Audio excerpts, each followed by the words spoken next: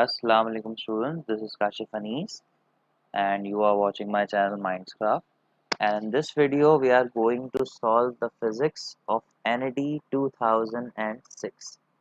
ठीक है जी। तो अब इसके हवाले से ज़रा हम बात करते हैं, यहाँ पे इसको लेके चलते हैं। तो अब अगर हम लोग जो है इस क्वेश्चन के हवाले से यहाँ पे बात करें तो क्या कह रहे हैं, light is prove to be transfers in nature. तो ये कौन सा एक्सपेरिमेंट है, ये पोलराइजेशन है जो ट्रांसफर्स इन नेचर लाइट को प्रूव करता है। ठीक है स्टूडेंट्स, क्लियर हो गई सारी बातें।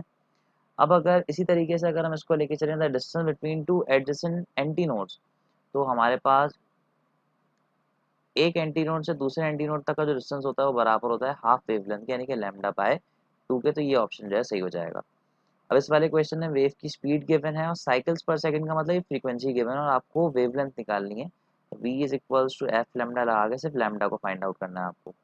विच of the following process supported the corpuscular theory of light. तो फोटो इलेक्ट्रिक इफेक्ट जो वेव पार्टिकल नेचर को सपोर्ट करता है वो उसका राइट आंसर है। A ball is thrown vertically upward with this speed, how high will it goes? अब देखिए एक सिंपल सा शॉर्टकट बताया था, जब भी हाइट और वेलोसिटी गिवन हो तो ये वाला फॉर्मूला लगा दिया करें, v is equals to under root 2gh। अब आपको h निकालना है तो आप स्क्वायरिंग करेंगे तो ये फॉर्मूला बन जाएगा h is equals to v square upon 2g। Students getting my point. उस तरीके से वाला काम जो है हो सकता है। Hooke's law is valid for, Hooke's law जो है तब वैलिड होता है जब स्ट्रेस अपॉन स्ट्रेन का जो फंक्शन है जो यंग्स मॉडुलस के बराबर होता है वो काम करता है। अब इस क्वेश्चन में हमें हीट निकालनी है, टेम्परेचर गिवन है, स्पेसिफिक हीट कैपेसिटी गिवन है और मास गिवन है। तो इस तरह के क्वेश्चन के लिए आपको स्पेसिफिक हीट का फॉर्मूला लगाना है यानी Q is equals to mc delta T। Students transistor is used to amplify, तो ट्रांजिस्टर वोल्टेज और करंट दोनों को एम्पलीफाई करने के लिए यूज करता है, तो option C is the right answer.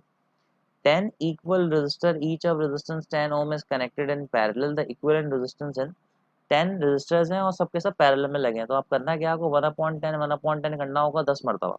आप सिंपल सा 1/10 करें और 10 से मल्टीप्लाई करते हैं तो आंसर आ जाएगा 1, और ऐसे वो करने पर भी आंसर 1 ही आएगा इसका। ठीक है students. Which of the following happens in adiabatic process. तो एडियाबैटिक प्रोसेस है, इसमें कोई हीट का फ्लो नहीं होता, तो नो हीट फ्लोज इनटू और आउट ऑफ द सिस्टम, तो ये करेक्ट ऑप्शन है यहाँ पे। अब इस वाले क्वेश्चन में आपको वॉल्यूम गिवन है, प्रेशर गिवन है और दूसरा प्रेशर गिवन है और दूसरा वॉल्यूम पूछा। सबसे पहले तो एक काम करें, इन दोनों की यूनिट्स को सिमिलर कर लें। तो ये एटीएम है, इसको या तो टॉर में कन्वर्ट कर लें या टॉर को एटीएम में कन्वर्ट कर लें। आ रही बात समझ में। तो अगर आप इस 2 एटीएम को 760 से मल्टीप्लाई करें तो ये टॉर में आ जाएगा। ठीक है जी। तो ये P1 बन जाएगा आपका, ये आपका P2 है और ये आपका V1 है। तो मैं आपको फॉर्मूला बताया था, आप यूज कर लीजिएगा। फॉर्मूला होगा P1 V1 is equals to P2 V2। Student यानी कि बॉयल्स लॉ लगाना है आपको यहाँ पे, simple. Centripetal force acting on a body is given है, तो देखिए यहाँ पे mv स्क्वायर अपॉन आर का फॉर्मूला तो है नहीं, तो सेंट्रीपिटल फोर्स का फॉर्मूला होता है mv square upon R. v की जगह हम रख देते हैं आर ओमेगा, तो ये बन जाएगा M R square omega square upon R. एक आर से एक आर कैंसिल, तो ये बन जाएगा एम आर ओमेगा स्क्वायर। तो ये वाला ऑप्शन यहाँ प्रेजेंट है स्टूडेंट्स। इस वाले क्वेश्चन में पहले भी हमने, अगर आपने पुराने ईयर्स की वीडियो देखी है तो उसमें हमने देखा था, an object is placed in front of a convex lens of focal length this, if the size of the image is this then the object distance will be। अच्छा कॉन्वेक्स लेंस की वजह से बात करें तो मैंने शॉर्टकट बताया था कि P is equals to m plus minus 1 upon m whole multiply by f का फॉर्म में आपको लगाना है। m की जगह मैग्निफिकेशन रख दीजिएगा, f की जगह फोकल लेंथ, सॉल्व करने पर आपको एक आंसर मिल जाएगा स्टूडेंट्स।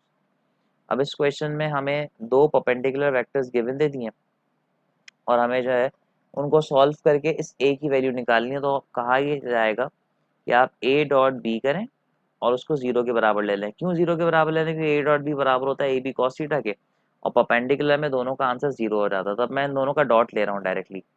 2 3 जा यहाँ पे आ जाएगा 6 प्लस माइनस माइनस 2 a जा, तो ये आ जाएगा 2a and this is plus into plus plus 4 1 जा 4 and it is equals to 0। तो अब अगर मैं a की वैल्यू निकालूं तो 6 प्लस 4 10 is equals to 2a। Cancel किया तो a की वैल्यू जो है बच्चों क्या आ गई, 5 आ गई। आ रही है बात समझ में यहाँ पे students. The time period of a simple pendulum depends upon, तो सिंपल पेंडुलम का जो टाइम पीरियड होता है वो बराबर होता है t is equals to 2 pi under root l upon g के।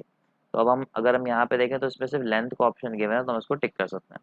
A shaft of a motor at a constant angular speed of 300 revolutions per minute, the angle turned through it in 1 second will be। तो हमें यहाँ पर जो है angular speed given है, time given है और हमें एंगल निकालना है।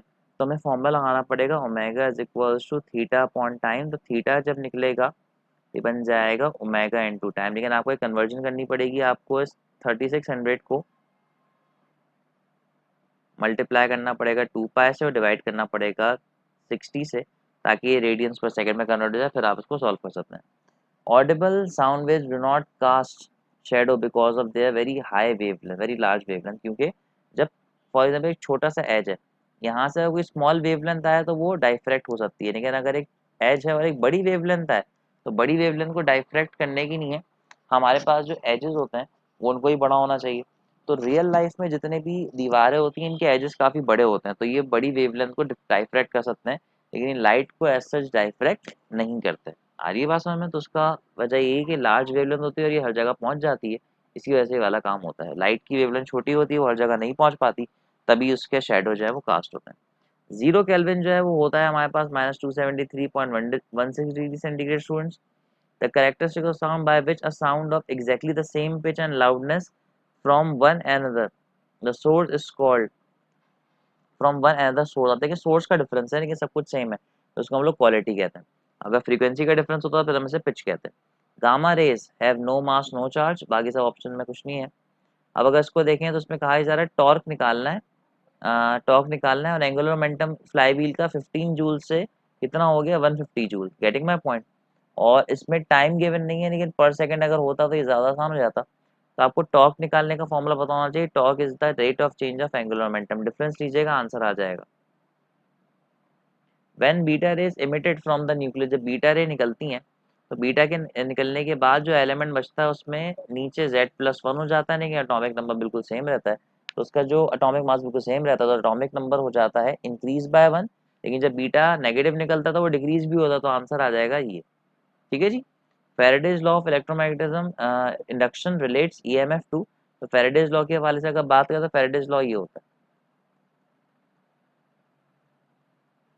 और ये रिलेट करता है चेंज इन मैग्नेटिक फील्ड को और टाइम इंटरवल को। तो ये वाला ऑप्शन सही है, टाइम इंटरवल भी तो आ रहा है ना। Wilson cloud chamber is used to detect the path of सारे alpha particle beta particle gamma की, तो डी आंसर है। Which of the following is not the unit of energy. तो इनमें से कौन सा यूनिट जो है वो एनर्जी का यूनिट जी वो नहीं है। तो अगर हम इसके हवाले से बात करें, BTU जूल्स तो है, लेकिन ये दोनों यूनिट जो है वो असल में एनर्जी की यूनिट्स नहीं है, लेकिन इनमें ऑप्शन गलत है। लेकिन मैं आपको तरीका बताया तो अगर किसी के डिवाइड में सेकंड या टाइम का फैक्टर है तो वो पावर का यूनिट है, और यही फैक्टर का मल्टीप्लाई में आ जाए तो वो एनर्जी का यूनिट होता है। तो इस बात में ख्याल रखिएगा, इसके ऑप्शन जो है वो थोड़े से मिस्टेक हैं, तो यहाँ पर आप इसको बस समझ लें ताकि आपको सॉल्व करने में आसानी हो जाए। Thank you student.